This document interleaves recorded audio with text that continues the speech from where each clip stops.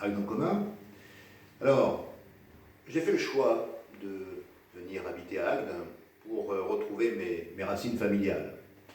Et je dois vous avouer qu'en revenant sur Agde, je n'ai pas retrouvé la belle Agatoise des années 80, une ville animée, où la vie était partout, que ce soit sur les quais du Cap d'Agde, du Gros d'Agde, sur la place de la Marine, et je ne parle pas de la rue de l'Amour.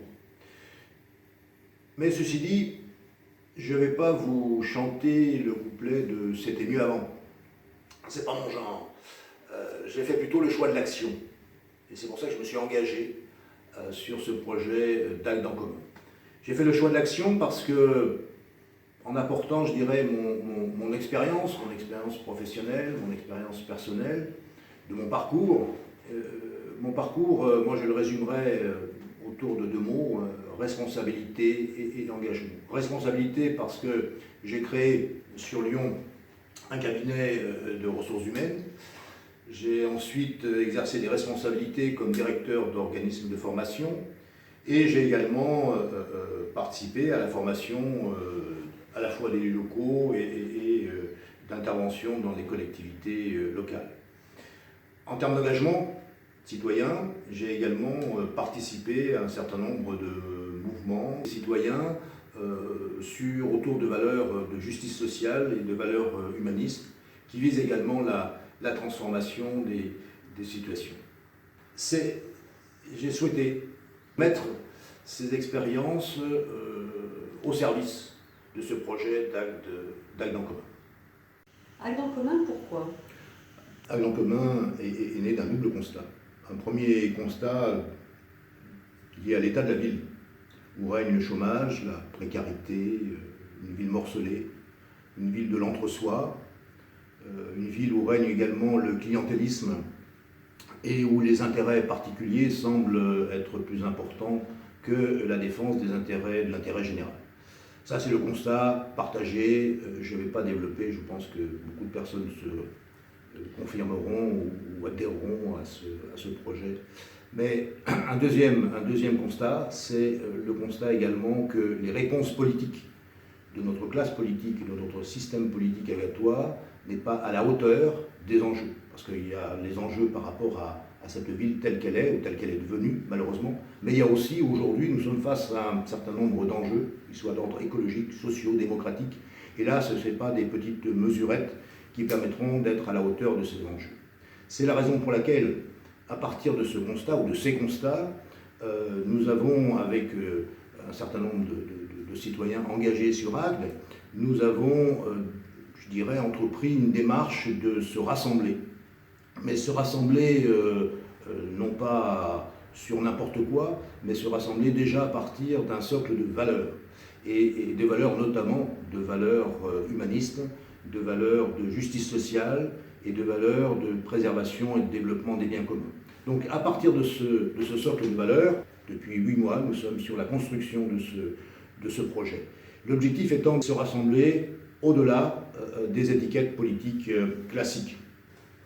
Je prendrai comme exemple le Conseil national de la résistance qui, en 1945, compte tenu des enjeux, avait réussi à mettre autour de la table des gaullistes, des socialistes, des communistes, des organisations syndicales pour reconstruire la France et notamment ce qui a permis la création de la sécurité sociale. Donc on est un peu dans ce même état d'esprit d'un rassemblement autour de valeurs et pour un projet au-delà des étiquettes politiques classiques. La ville comme bien commun, pouvez-vous nous expliquer ce terme? Oui, je pense qu'il mérite effectivement une explication parce que tout le monde parle de bien commun et chacun a sa propre définition. Alors, quelle est notre approche à Agde en commun quand on parle et que notre objectif c'est de refaire de la ville un bien commun? Qu'est-ce qu'on entend par là? Déjà, peut-être se mettre d'accord pour considérer qu'une ville, c'est un milieu de vie, c'est un lieu de vie, bien sûr avec des habitants qui sont là pour vivre, travailler ou prendre leur retraite, mais donc des habitants dans leur diversité. Donc c'est déjà un lieu de vie. Mais c'est un lieu de vie dans un cadre de vie, dans un milieu de vie dans lequel il y a des ressources naturelles, que sont l'eau, le sol, les paysages, mais également des ressources culturelles, des ressources d'un patrimoine, et Dieu sait si à Agde, je dirais, ces ressources du patrimoine et de l'histoire et de la culture sont importantes, mais également des ressources économiques. L'activité touristique que j'évoquais tout à l'heure est quand même, d'une certaine façon, une manne financière, donc c'est aussi une ressource économique. Donc, une ville, c'est ça. Hein, une ville est composée d'habitants et qui vivent au milieu et avec un certain nombre de ressources. La question qui va se poser, et l'enjeu, c'est de se dire, finalement, si on veut parler de la ville comme un bien commun, c'est de permettre à ce qu'il y ait l'accès de tous à ces ressources, partagées par tout le monde, et que ces ressources soient également protégées et préservées. Donc, faire de la ville un bien commun, c'est effectivement un choix politique à ce moment-là. C'est-à-dire, soit on fait le choix politique de cet accès aux ressources, de cette protection des ressources, de ce partage de ressources, ou alors on fait le choix, un autre choix politique, de considérer que la ville n'est pas un bien commun, mais devient presque un bien privé et un terrain de jeu pour toutes les spéculations. Vous utilisez les termes d'entreprenante, coopérative et citoyenne. Que signifient ces termes pour vous? Entreprenante, c'est de considérer que par rapport aux enjeux aujourd'hui, enjeux écologiques, enjeux économiques, enjeux démocratiques, on est dans un moment de transition. Donc, une ville entreprenante, c'est une ville qui va, je dirais, être dans une ambition, dans une vision, pour innover, pour je dirais, développer d'autres solutions que les petites mesurettes qu'on nous propose aujourd'hui. Concrètement, Agde, ville entreprenante, c'est de faire Agde presque un modèle de la transition écologique, sociale et démocratique. Ce sera, je dirais, notre axe principal. Et concrètement, sur cette impulsion de la transition écologique, nous avons déjà réfléchi à pratiquement entre 14 ou 15 mesures concrètes pour aller dans ce sens de la transition écologique. Autre aspect de cette ville entreprenante, c'est dans la perspective, et c'est un enjeu là aussi majeur, c'est de pouvoir créer des emplois durables, qualifiés et non délocalisables.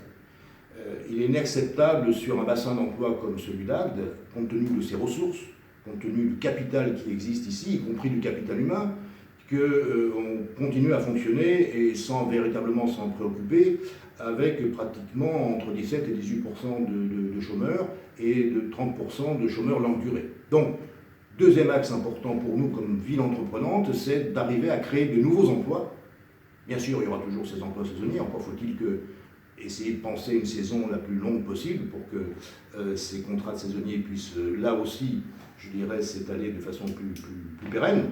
Mais donc ces emplois, pour créer des emplois pas simplement liés au tourisme, mais à d'autres activités, dont l'écologie, mais également aussi l'économie culturelle. Je pense que la ville entreprenante, par exemple, ce serait de faire d'Agde une capitale régionale de la culture méditerranéenne, avec peut-être plusieurs festivals tout au long de l'année qui permettraient là aussi d'allonger la saison. La ville coopérative, c'est une ville qui soutient toutes les initiatives citoyennes, portées aussi par les associations, et ces initiatives qui peuvent participer ou qui doivent participer à créer ou recréer du lien social ici sur Agde. Aujourd'hui, si Agde ne s'est pas complètement écroulé, c'est grâce à son tissu associatif, qui sur Agde est aujourd'hui effectivement remarquable.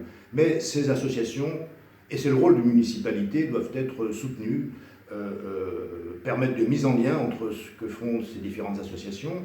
Et sur cette ville coopérative, nous développerons ici un autre modèle économique, non pas pour s'opposer au modèle économique classique, mais tout ce qui va concerner ce qu'on appelle l'économie sociale et solidaire, qui est une forme d'économie qui n'est pas uniquement centrée sur le profit, mais sur l'utilité sociale. Par exemple, la mise en place d'outils intéressants comme les sociétés coopératives d'intérêt collectif pour gérer des biens communs, l'appui et le soutien au développement de tiers-lieux ou de cafés citoyens, et également le soutien et l'appui au développement, par exemple, de supermarchés coopératifs, comme ce qui existe déjà, pas très loin d'ici, à Montpellier ou à Sète. Agde citoyenne. Là, nous sommes sur un des piliers de notre projet essentiel, parce que la commune est la première pierre de la démocratie. Et aujourd'hui, notre démocratie est malheureusement un peu malade et soumise au vent de l'extrémisme et du populisme. Donc, c'est la première pierre de la démocratie. La citoyenneté, c'est pas simplement le vote tous les 6 ans pour un élu et mettre son bulletin dans l'urne. La citoyenneté, elle doit être, dans la mesure du possible, se dérouler tout au long d'un mandat, parce que, comme on dit, on ne naît pas citoyen, on le devient. Donc, il est important qu'une municipalité mette en place un certain nombre de dispositifs et d'outils pour les citoyens, afin qu'ils soient non seulement informés, non seulement consultés, mais qu'ils puissent véritablement aussi participer aux décisions qui vont impliquer leur vie quotidienne, le cadre de vie et l'avenir de notre cité. On peut, par exemple, dans notre projet, on développera la possibilité pour des citoyens de participer très concrètement et d'être présents dans les conseils d'administration de régies publiques, par exemple. Donc cet axe de la citoyenneté est pour nous essentiel. C'est un travail que nous avons déjà commencé à mettre en œuvre, parce qu'on pourrait évoquer la citoyenneté simplement en termes de slogan. Ce travail de citoyenneté, nous l'avons développé tout au long de la construction de notre projet, puisque tout au long de la construction du projet d'Agde en commun, nous avons travaillé avec des Agatoises et des Agatois sur un certain nombre de thèmes qui leur semblaient importants pour leur vie au quotidien. Quel déroulement pour la suite? À partir du moment où notre local de campagne existe sur Agde, ce local de campagne, il est à considérer comme une maison citoyenne. Et nous invitons toutes les personnes qui sont intéressées ou qui ont des questions sur notre projet à nous rejoindre dans ce local de campagne, qui fonctionnera encore une fois sous forme d'ateliers participatifs. On envisage dans les semaines qui viennent de faire des soirées thématiques. Et en même temps, un élément aussi important, c'est que tous les vendredis, nous organiserons une sorte de foire aux questions et de réponse à toutes les questions et que vous poserez, que les Agatois, les Agatoises pourront poser sur notre site. Et donc tous les vendredis, sur la chaîne YouTube, nous répondrons à cette foire aux questions. Et maintenant, je vous remercie de votre attention, je vous dis à très bientôt et rejoignez notre liste Agde en commun.